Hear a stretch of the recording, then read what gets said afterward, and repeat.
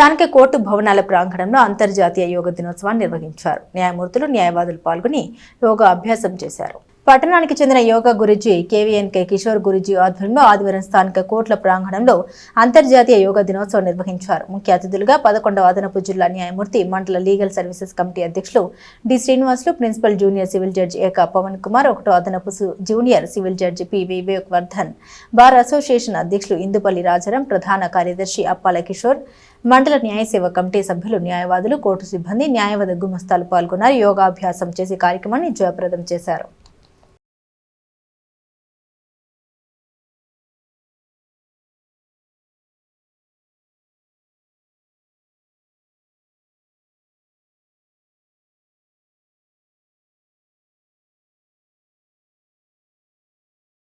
మరి mandal legal service authority మరియు మా సంస్థ శ్రీ ఆంజనేయం ధ్యానయోగ మండలి అనుసంధానంగా ఇప్పటికి గత 4 సంవత్సరాల జరుగుతుంది.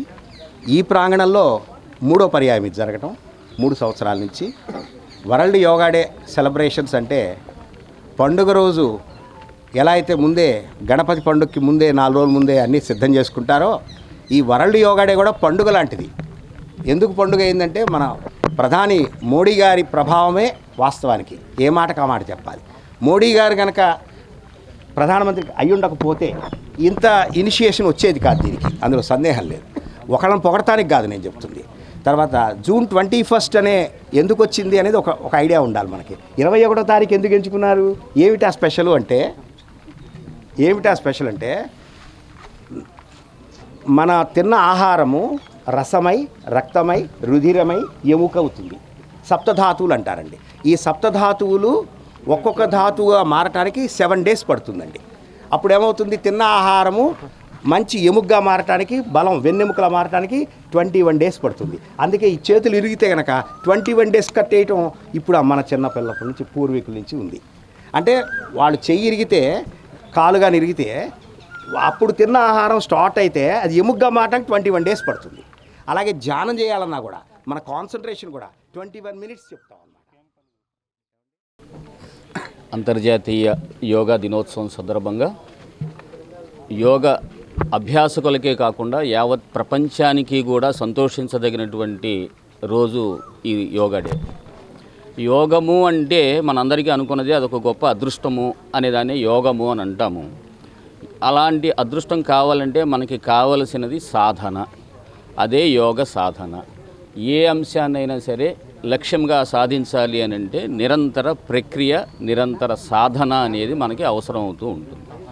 ఈ నిరంతర సాధన దేనికి అని అంటే మన లక్ష్యాన్ని చేరుకోవడానికి. మన లక్ష్యం ఎక్కడ నిర్దేశింపబడింది అంటే మనం అనుకుంటాము, మన మెదడులో మన ఆలోచనలకు తగ్గట్టుగా మనం అనుకుంటాము. కానీ అది ప్రకృతి నిర్దేశించబడుతుంది. అది ప్రకృతిచే నిర్దేశించబడుతుంది. ప్రకృతితో మనం మమైకం అవ్వాలి అంటే ప్రకృతిని మనం అర్థం చేసుకోగలగాలి. ప్రకృతిని మనం అర్థం చేసుకోగలగాలి అంటే మన శరీరాన్ని ప్రకృతికి అనుకూలంగా సాధన పరికరంగా మార్చుకోగలగాలి. అందరికీ ఉన్నవి ఇవే 2 కళ్ళు, ఇవే 2 చేతులు, ఇవే 2 కాళ్ళు, ఇవే 2 చెవులు, ఒక నాలిక అయ్యున్నప్పటికీ కూడా వీటిని సక్రమమైన మార్గంలో పెట్టినప్పుడే మన ఆలోచన సరళి మారుతుంది. ఆలోచన సరళి మారితేనే మాకు మంచి లక్షణం అనేది మనకి ఏర్పడుతుంది. మంచి లక్షణం ఏర్పడితేనే మంచి లక్ష్యాలు ఏర్పడతాయి. మంచి లక్ష్యం ఏర్పడిన తర్వాత ప్రకృతితో కనీసం మమైకం అవ్వాలి అన్న ఆలోచన వచ్చి సాధన చేస్తే మనకు వచ్చేదే యోగము. దాన్నే సింపుల్గా యోగా అనే పదంగా కూడా మనం అర్థం చేసుకోవడానికి ప్రయత్నం చేయొచ్చు. అయితే మన న్యాయస్థాన నిర్దేశాల ప్రకారం కానివ్వండి, ప్రభుత్వ ఆదేశానుసారంగా కానివ్వండి, గత 4 సంవత్సరములుగా జ్యుడిషియల్ యోగా డేను కూడా మన కోర్టు ప్రాంగణంలో నిర్వహిస్తున్నాము.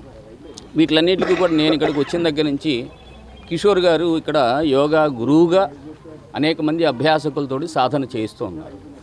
ఇక్కడ గురువుగా అభ్యాసన చేస్తున్నారు అని అంటే అది భగవంతుడు లేదా ప్రకృతి మిగిలిన సాధకులందరినీ తయారు చేయడానికి ఆయన ఒక పరికరంగా ఏర్పాటు చేసుకున్నది ప్రకృతి అని నా వ్యక్తిగత అభిప్రాయం. గురువుగా ఉండడానికి కొన్ని లక్షణాలు ఉండాలి. అందులో ముఖ్యంగా ఇందాకే ఈ యోగా డే సందర్భంగా ఇక్కడ వచ్చినటువంటి కొంతమంది అతిథులు అనండి, లేదనుకుంటే సాధకులు అనండి, వారు కొన్ని పుస్తకాలు ఇచ్చున్నారు. ఆ పుస్తకంలో యాదృచ్ఛికంగా కానివ్వండి, మరో రకంగా కానివ్వండి, ఒక పేజీని ఓపెన్ చేస్తే ఆ పేజీలో ఉన్నటువంటి లక్షణం ఏంటంటే గురువు లక్షణం గురించి వివరించడం జరిగింది. ఏ గురువైతే ప్రకాశాంశ విమర్శాంశ తత్వమూల మూలము పరోక్ష అపరోక్ష జ్ఞానము చెప్పగలను అతడే పరబ్రహ్మ అన్నారు. ఏ గురువైతే తాను ఉపదేశించిన మంత్రము యొక్క మూలమును, మంత్ర వివరమును, మంత్ర లక్ష్యమును చెప్పగలడు అతడే ఈశ్వర తుల్యుడు అన్నారు. ఈ శ్లోకము లేదా ఈ వాక్యము, మీరు దీన్ని ఏదైనా అనుకోండి, స్టేట్మెంట్ అనేది ఈ పుస్తకం నాకు ఓపెన్ చేయగానే కనబడంగానే తెనాలి కోర్టు ప్రాంగణంలో ఈ యోగా డే ఏర్పాటు చేసుకోవడానికి అవకాశం ఇచ్చిన న్యాయమూర్తులకు, ఈ కార్యక్రమం ఏర్పాటు చేసిన కిషోర్ గురూజీ గారికి మరియు న్యాయవాద మిత్రులకు, యోగా సభ్యులందరికీ, తెనాలి పరిసర ప్రాంత ప్రజలందరికీ కూడా యోగా దిన శుభాకాంక్షలు తెలియజేస్తూ, యోగా ఒక శారీరక ప్రక్రియ, ఆరోగ్య సూత్రంలో ముఖ్యమైనది. మన దేశంలో ప్రారంభమై ఇతర దేశాల్లో కూడా ఆదరించబడి ఇతర దేశాల్లో కూడా అనుసరించబడుతున్న యోగా ప్రక్రియ ఇది. కాబట్టి అందరం కూడా రోజుకు ఒక 15-20 నిమిషాలు యోగాని పాటించి ఆరోగ్యం సంపాదించుకోవాల్సిందిగా మనం